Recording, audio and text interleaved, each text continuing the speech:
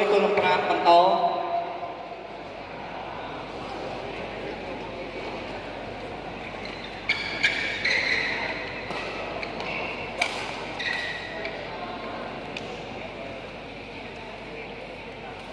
បន្ទុក12ទល់នឹង5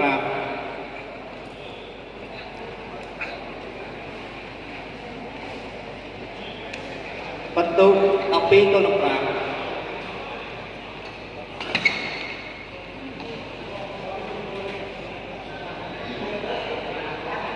បន្ទុក13ទល់នឹង5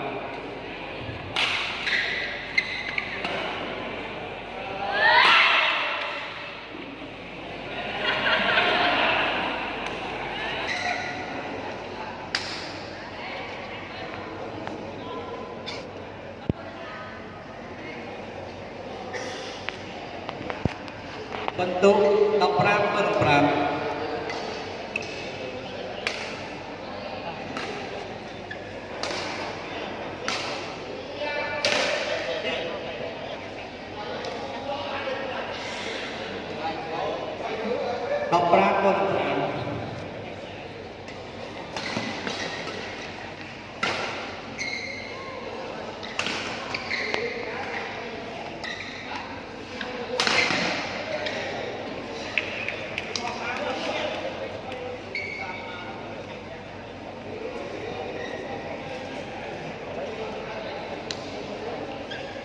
បន្ទុក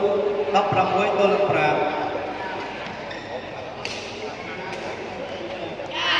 តោសេវា6 16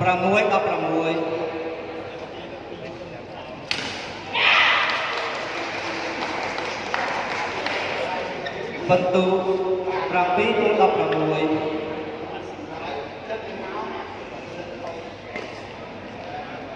16ចេញក្រោយ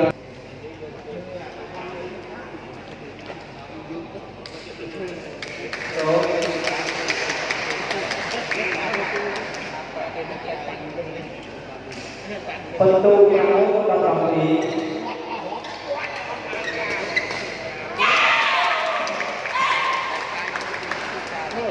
បន្ទុកមើលដល់17ហ៎មានមួយតែថ្ងៃយឹកគេក្រៅវាទៅដល់រយដល់ខាង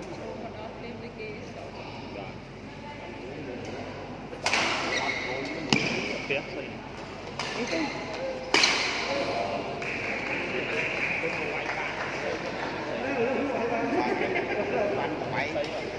បន្ទុក19ទៅ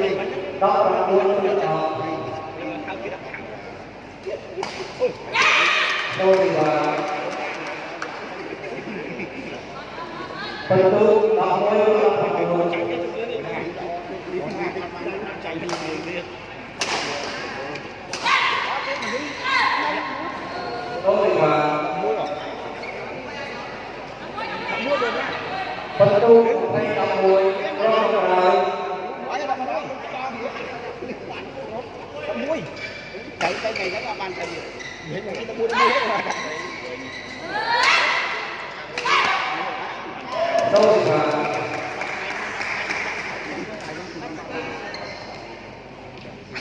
បន្ទុក12ទល់នឹង